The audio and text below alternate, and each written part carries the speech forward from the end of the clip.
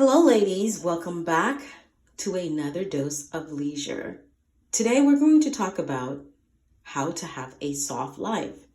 The soft life has been a movement that's been trending for quite some time now. When you think about the soft life, when you hear the word soft life, what kind of thoughts do you see that it evoke? For me, when I think about the soft life, I think about someone laying down in the meadow, picking flowers, smelling it, just twirling in the sun, letting the sun kiss their face while nothing else matters in the world and time goes by.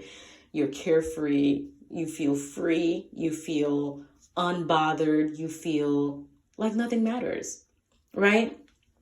That's the kind of thought that I have when I think about the soft life. Well, many of us aren't able to be in some meadow, twirling around, dancing, picking up flowers. But the tips that I have for today, they are simple, but yet impactful. And you can start where you are today to start having a soft life. Let's start with number one to your journey to having a soft life is to limit the time that you spend on social media. I know, I'm going to say it again. Limit the time that you spend on your phone, which includes social media. Limit the time that you spend watching or binging your favorite shows on the TV screen. The screens can affect your mental health. When you go on the social medias platforms such as the Instagrams, your YouTubes, your TikTok, which is so toxic. It's a different level of toxicity, in my opinion. You start to compare your life to these people with their beautiful highlight reels, not knowing how many times they had to pose to take that beautiful picture. Someone's always on a yacht somewhere, some 20-something-year-old living their best life in Dubai, celebrating their birthday, drinking Prosecco, and you're here at work and you're like wondering, what am I doing with my life? Stop torturing yourself. Don't do it. Limited time that you spend on your phones.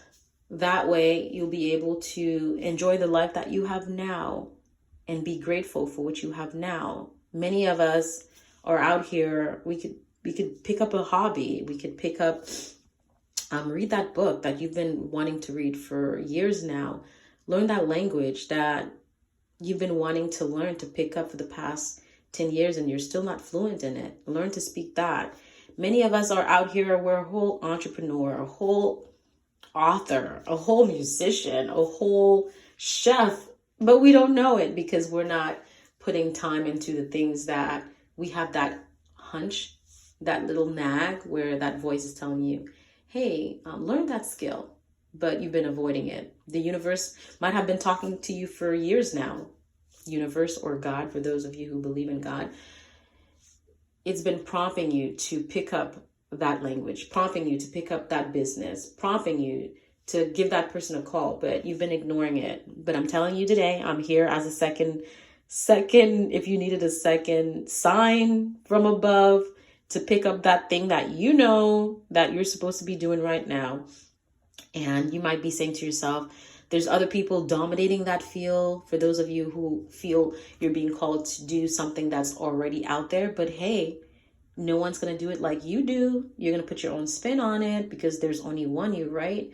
So the imprint you're going to have in that community is going to be different, even though there might be other platforms out there that's doing the same thing that you're doing.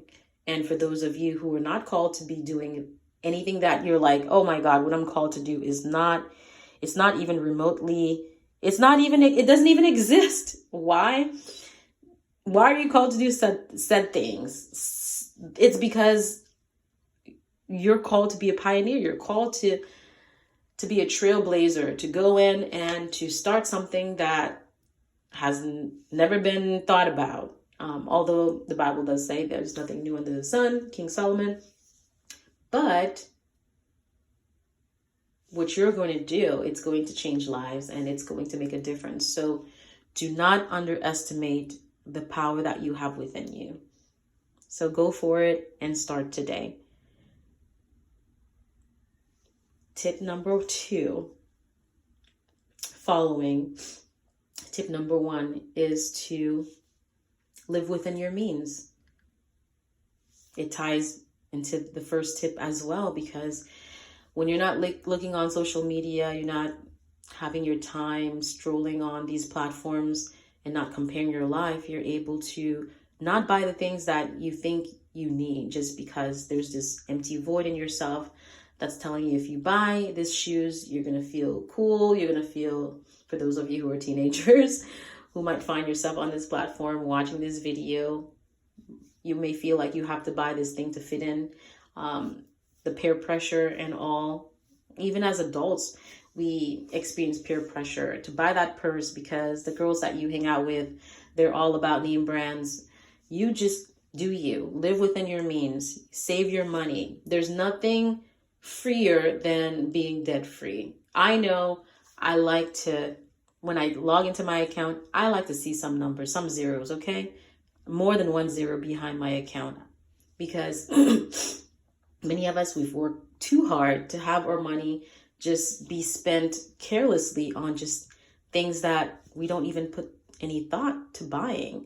So let's be mindful today into living within our means. That means buying only the things that you need, like we spoke about. That's for groceries as well. That's for paying your expenses, not buying things that, like putting it on a credit card. We have credit cards.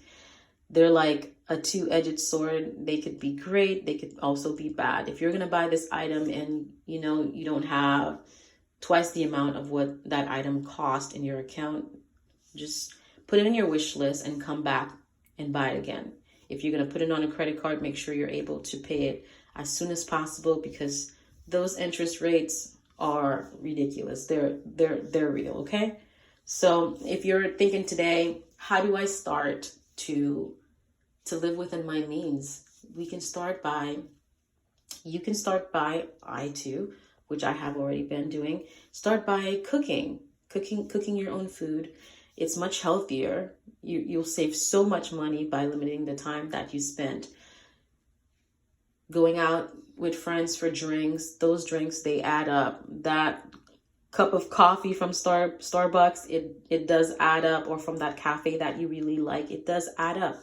Buy your own little coffee maker and buy your own coffee capsules so that you can make your own gourmet coffee. And trust me, when you do, it's going to feel wonderful, because you're doing this thing for you.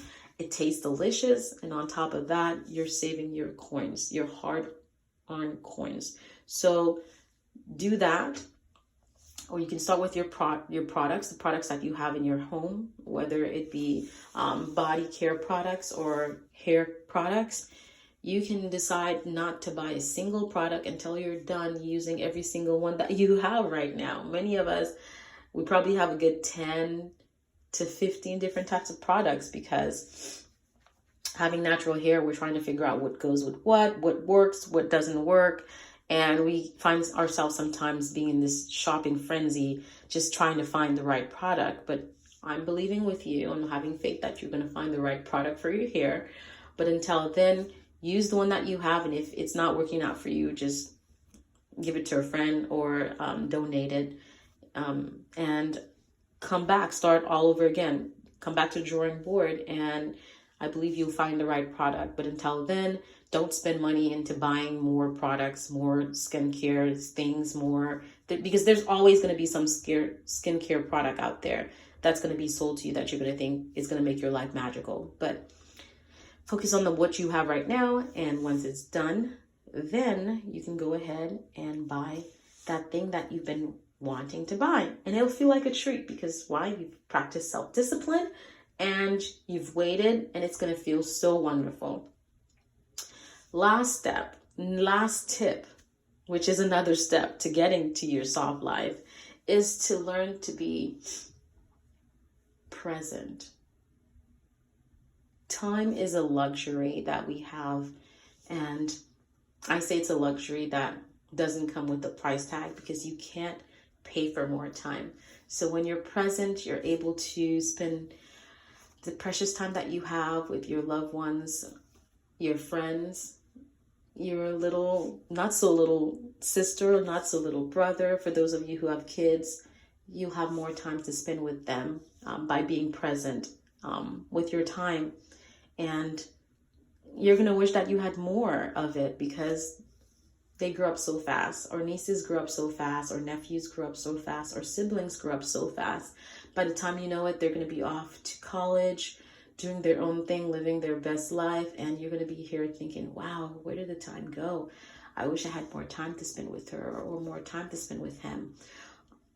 But just do it today. You can start right now. And when you give them a hug, linger a little, because just hold it in, because that moment is precious and you'll never ever get that moment again. Time is fleeting. So be present.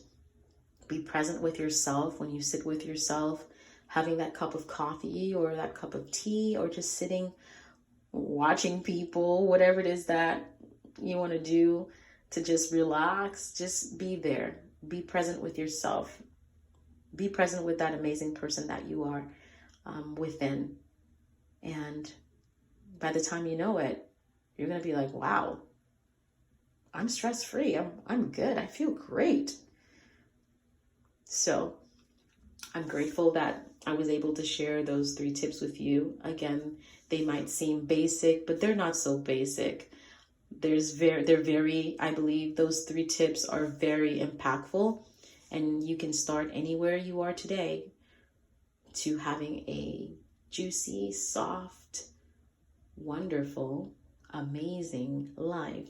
Until next time, queens, I'll see you in the next video. Bye-bye.